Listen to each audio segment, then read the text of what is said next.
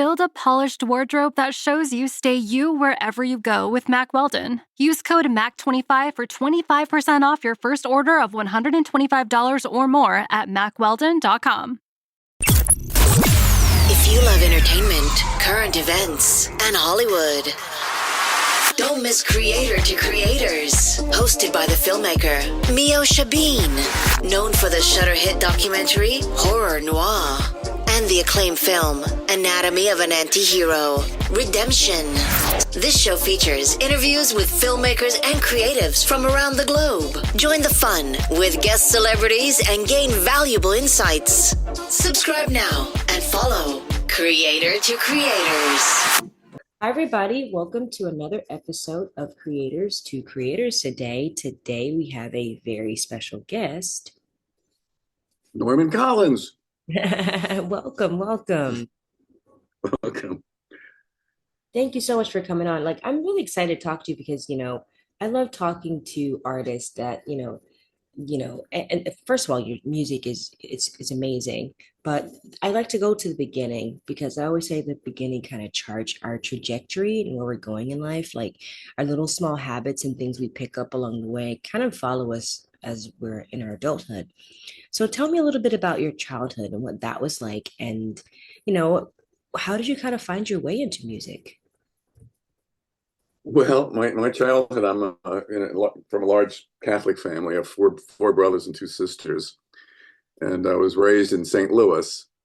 And then I was attracted to music by listening to the radio, really AM radio. In 1962, they had a lot of great songs then on the radio.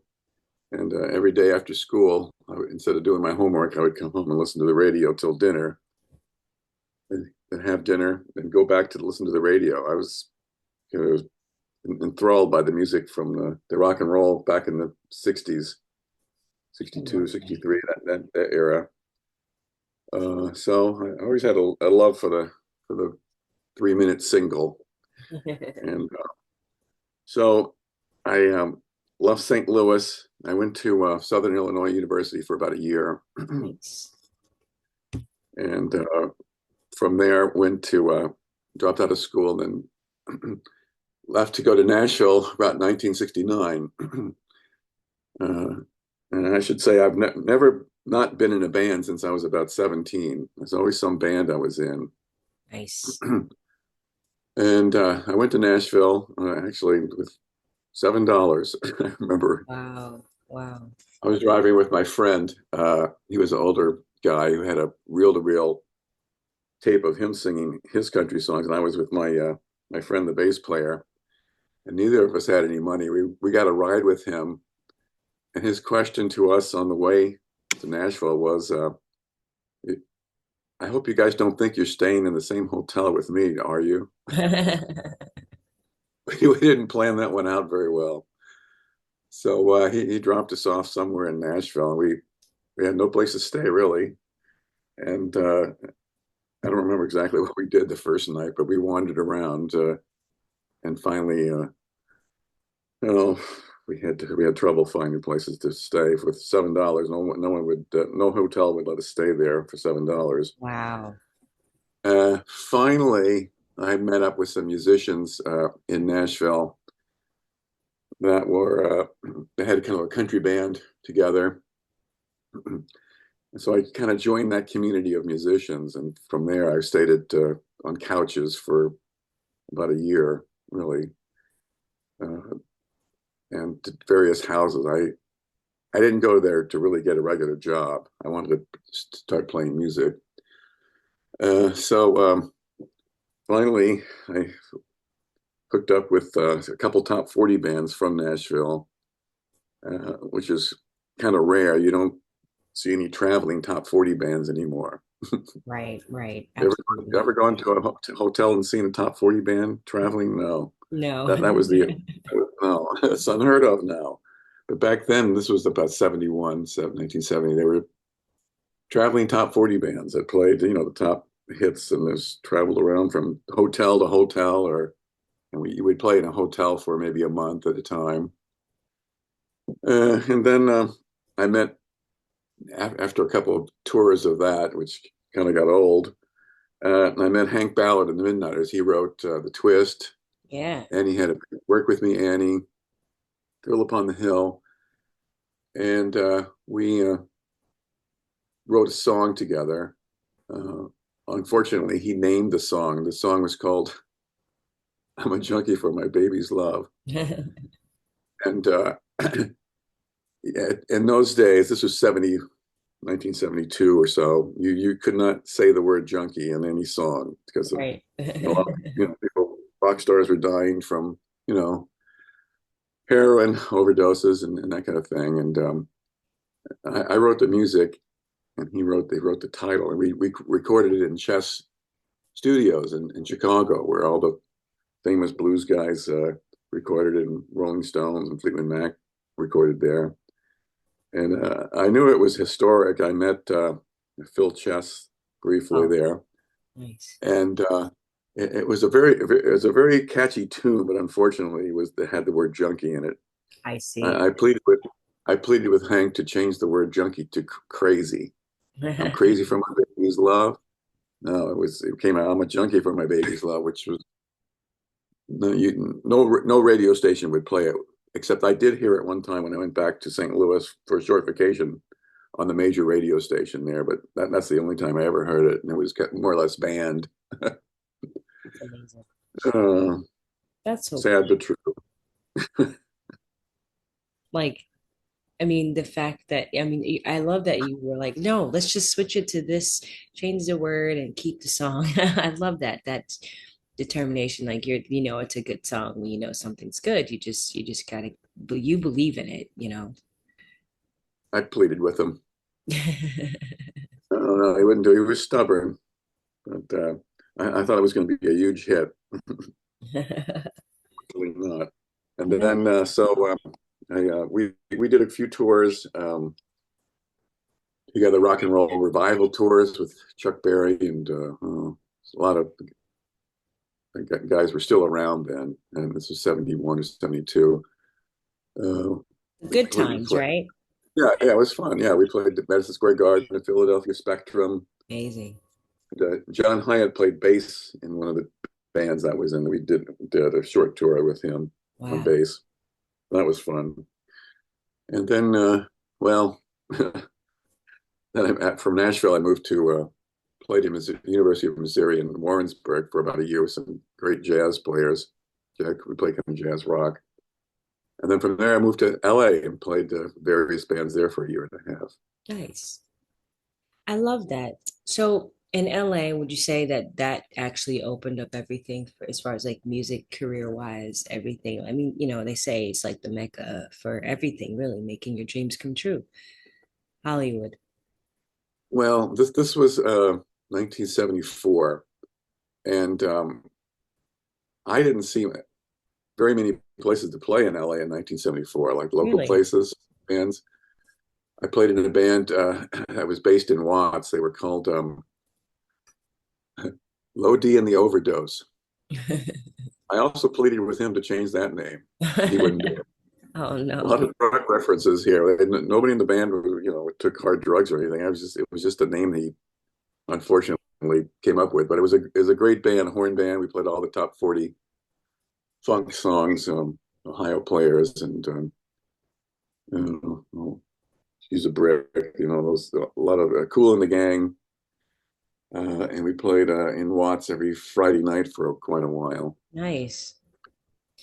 But then, go ahead. I was gonna say, when did you like feel like how like a lot of people like move to Los Angeles to follow their dream, and then finally, you work, you do the things, you kind of the pitfalls along the way, and then it finally starts to stick where you're in a groove where you're actually making money doing what you love to do. Well, yeah, there wasn't much money there to be when I was in LA.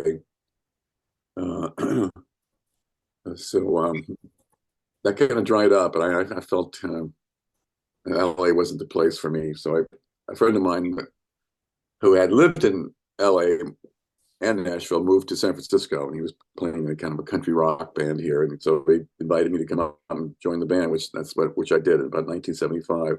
Nice. So I'm glad I did. There was a lot of places to play here. I love And it that. was easier to get around here than LA. It's um, every time you go somewhere in LA, it's a long freeway trip. Well, it's kind of like that here now. There's a lot of traffic in the Bay Area too, but it's a little bit closer together. So I've been here in San Francisco since 1975, and many different types of bands, blues bands, country bands, rock bands, original bands, and so I'm playing in a original band right now to help support the 10-song CD that I have out now. Yes, let's definitely talk about that. I Want to Rule Somebody, and the album that you said that currently, illustrates American cultural clashes.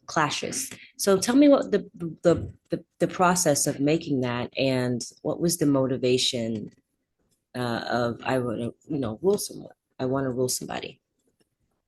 Well, basically, it started with the guitar rhythm riff, which is kind of a nice groove, kind of aggressive rhythm feeling. Then once I had that, so I got to write some lyrics to this and get a melody and a different part. So I came up with the bridge and the lyrics. The song is basically about people that want to have power over you, whether it's an irritating office worker or a political figure, or just anyone that is insecure and needs to have like a power Mhm. for you to feel good about themselves, which is actually a sign of weakness to me. I don't think I that's agree. that's a good quality. So that's basically what the song's about. It's about a little bit about the remember the Jim Jones fiasco with the People's Temple. Yes, I remember.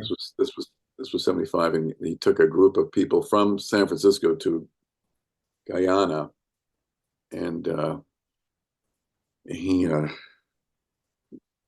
actually persuaded them to commit suicide. Yes, He remember. would be someone that you would say, "I'm going to rule somebody." You know what I Yeah, mean? The lyrics in the song are, "I don't care who I use; it's all the same to me. I can choose to let you in." That kind of thing. absolutely. Do you feel like that's So world we, like you said, that's the world we live in today? Like there's like this whole power structure, whether that's the government telling us what to do, and you know, are you someone who's would you call yourself a free thinker?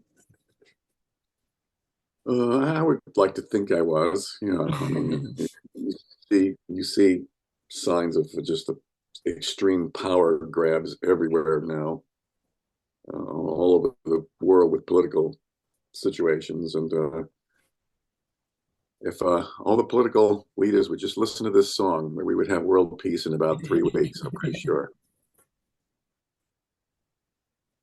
Absolutely. Let's test it on the leaders. So send them a CD, see how they feel about it. Right. Norm's right. Wait a minute. What am I doing? Right. Norman's right. I made a mistake. Let's just forget this war here and this struggle. Yeah. Do you think it's gonna get better?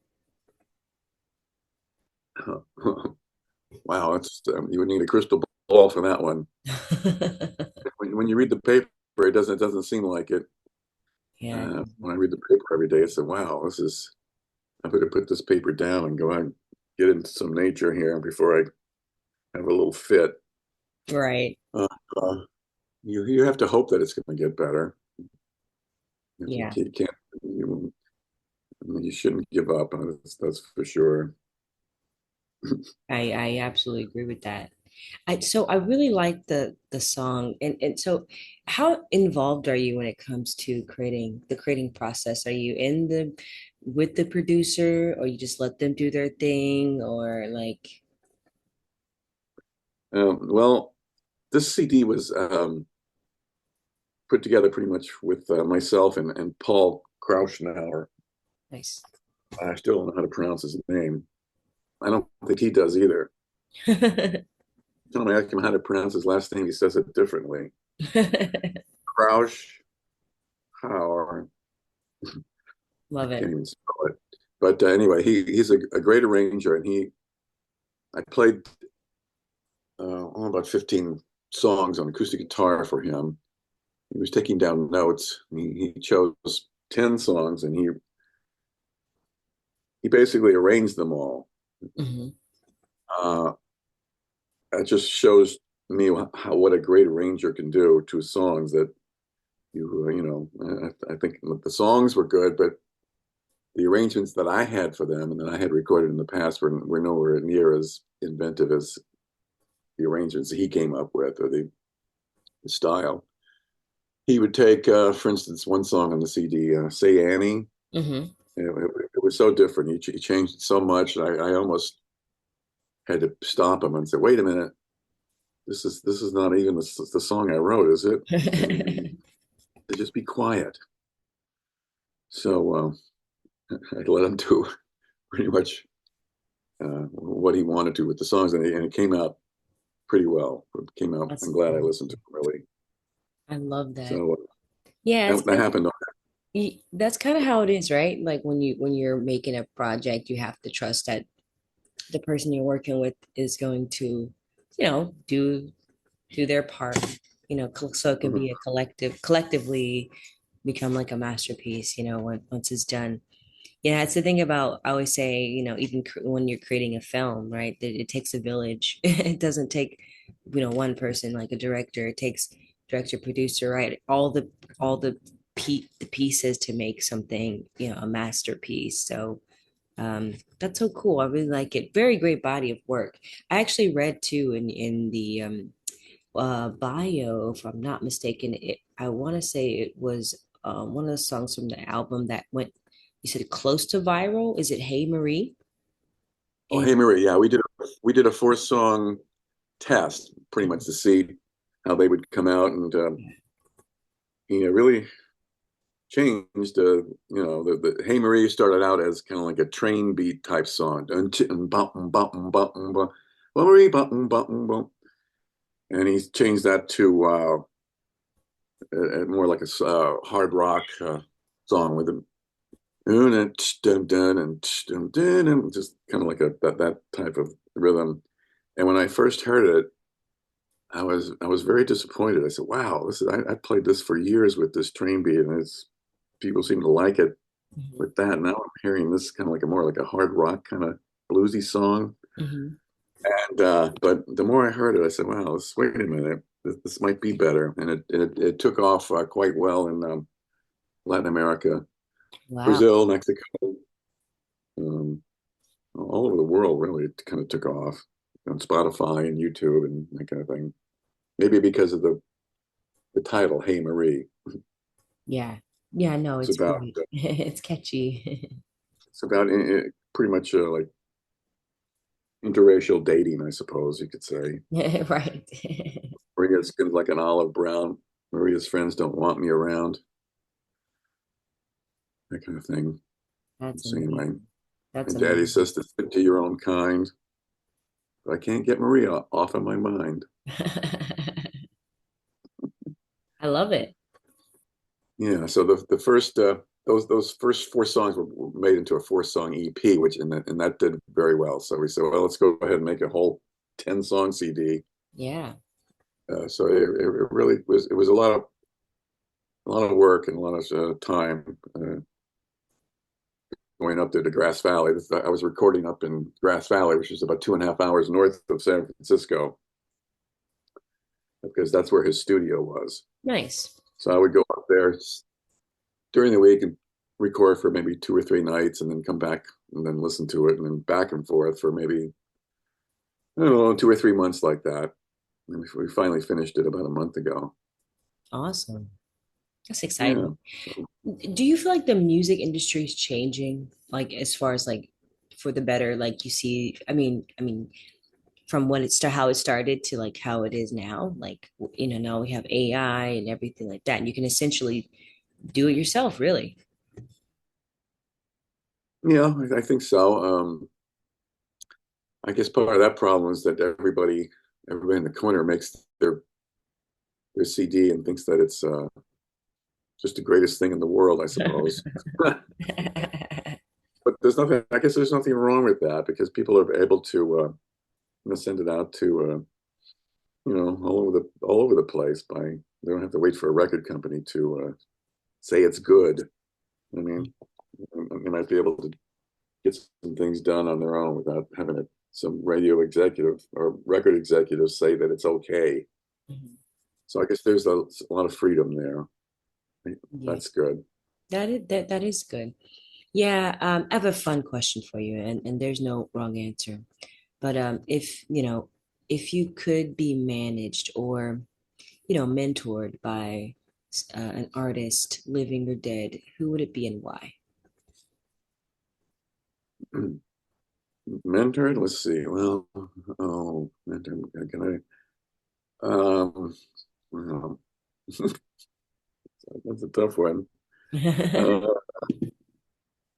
guided, well, I'm guided by all the music that I've heard in the past. I mean, the great groups. Uh, I bet. Let's see. I think I like. How about Roy Orbison? He would be a Nice. good, wouldn't he? He Yeah. seems like kind of a nice guy, not like a bully or too pushy, or you could get a lot of voice lessons from him. Wouldn't it be great to get a voice lesson from Roy? That would be amazing, incredible. I'm Yeah. sure you would have like some amazing takeaways. He would be telling me things like, don't try to sing it in my key. Drop it down. You're not me. Drop it down. Drop the key down and sing everything in your own voice. I suppose that would be a good tip. Yeah, right. I, I love I, that. I play in bands now that the singers attempt to sing the song. For instance, "Crying." It's like I was all right for a while. It sounds okay when you first started out, but at the end of the song, it goes way up, and it really I see. shows bad vocal techniques if you try to sing that song in that key. Right. It's like, oh Try to no. get it down again. You have to drop the key down 2 or 3 steps and don't try to forget that high part at the end there. Right. But he would be a great person to know, I think. Roy Orbison. That's a great answer. I like that answer. I have another question, and again, there's no wrong answer, but the three levels of influence: money, power, and respect. And if you could choose only one of those things, which one would you choose and why? Money, power, or respect? Yes. Well, I think in the long run, I think the respect of your friends and your family, it would be more lasting. Right. I mean, with money, you could buy a nice Jaguar, which I want, but I can't have one right now because I don't have a garage in San Francisco. If you have a nice car, like kind of like a collector car like that, your car will be damaged. There's still emblems. I had a '62 Thunderbird Hmm. 10 years ago in San Francisco, and people are attracted to it, but they damage it. They run into it. If you park in the wrong area, they'll kick the door in.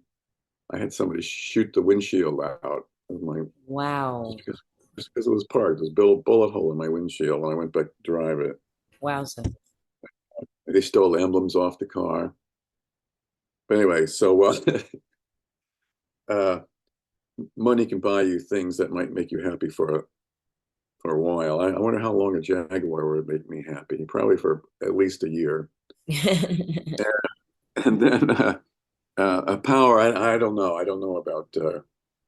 I've never had that kind of power of the Lord over anybody. That never been so successful that I have that power. So I really don't know about that.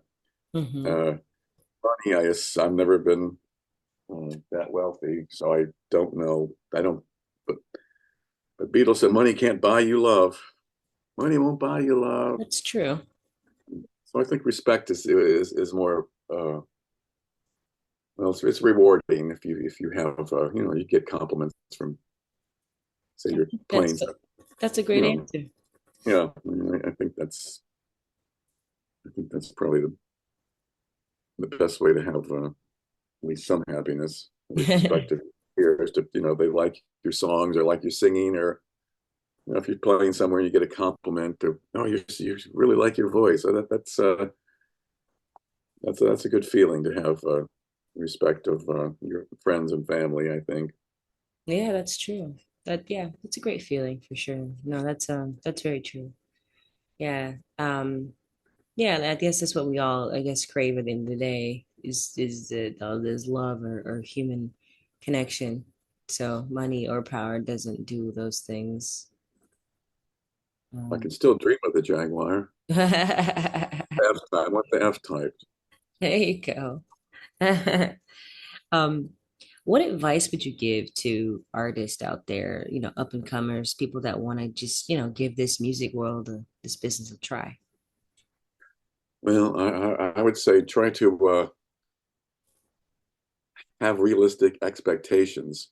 Um, find success, say, in a good practice session with your bandmates. If you have good people in your band and have a great rehearsal, that to me that is a great feeling because you rehearsed and nobody got into a fight, nobody quit the band, and so I would start with having a good practice. That's to me that's still success to me today is to have a good band practice, say 3 or 4 hours and go through fix 5 songs or fix 2 songs or get the vocals correct. So I would say have your expectations in check. Really, I mean you can have success by having a good band together or good writing a good song. That's and just having a good feeling that you wrote a good song. That's success to me now. I love that. Although it would be fun to have more success too, but you have to have realistic expectations, I think. Absolutely. I agree with that. I like that. It's a great answer. Thank you for that Yeah. advice. Um, what is your curious, and this is again, um, not to get so deep, but do you think you found your purpose in life? Hmm. Well, I think so. Yeah, I That's think great.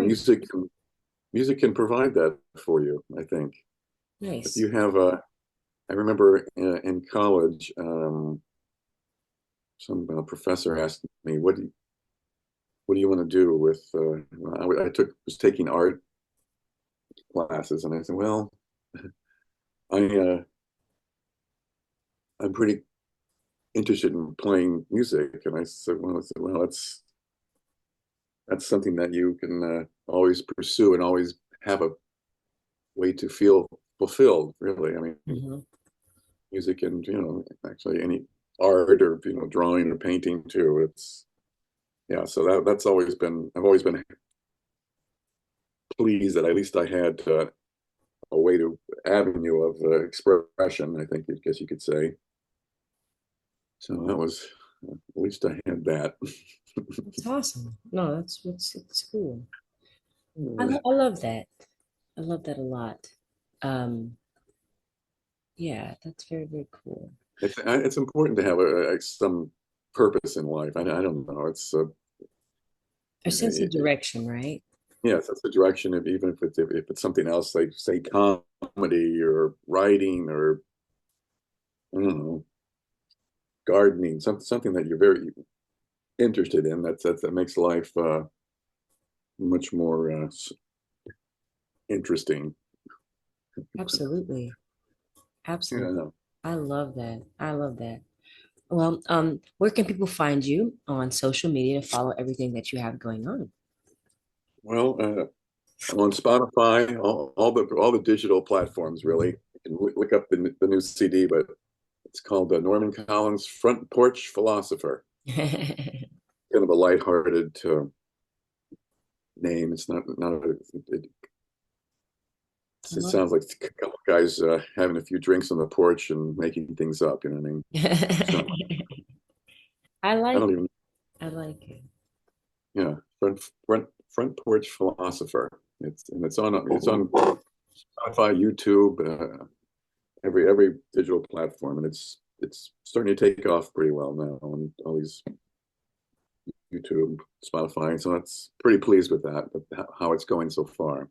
Awesome. Awesome. Love that. Also, um, my question, I had a question about, um, oh yes, your philosophy. So is there any quote or anything that someone said over like, just that sticks with you during tough times that keeps you going?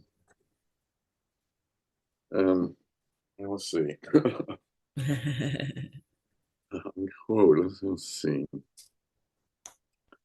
Well, I don't know. My kind of philosophy is just don't take yourself so seriously. Mm, It's um it's easy to get a little too serious in life, and when that happens, you overthink everything. You can't stay loose. Um, so I would say that that's pretty much my philosophy. Don't take everything so seriously. I guess that would wrap up my outlook on life. Although that's when I say that, it's not that's not so easy to do because you have a lot of things in your life that you do take seriously, but you to kind of let some of it go sometimes. it's Just true. relax. Yeah, Just relax. relax. You have to relax. I agree with that. I feel Enjoy. like Try people to enjoy your life. Yeah, I agree with that. That's literally my philosophy as well. It's like it's so important to just stay, chill and yeah, do the best you can. Like my friend was saying to me, like, you're so calm. I'm like, well, you gotta be because it's like the fine balance. Don't let anything get your goat or don't let anything get, you know, like you said, if you take anything too seriously, you're not having fun. And if something's not fun anymore, it's like not worth doing. Yeah, you get from all the news and everything that it can really affect you if you don't kind of try to stay happy somehow. You have to do your best to try to stay cheerful. Sometimes you can choose, and sometimes you can't choose, but you have to try.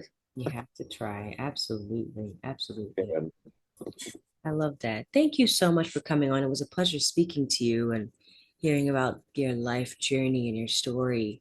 And again, congratulations on the music and everything that you have going on and just enjoying it. I love it. I love it. I love it. And thank you again for just your gems uh and leaving us with some interesting you know pointers to keep and apply to our lives. So I appreciate your time. okay, well, thank you so much for having me on. I really appreciate it. Of course. And thank you all for listening. And always remember to live, love, laugh. We'll see you guys next time. Bye bye. Bye.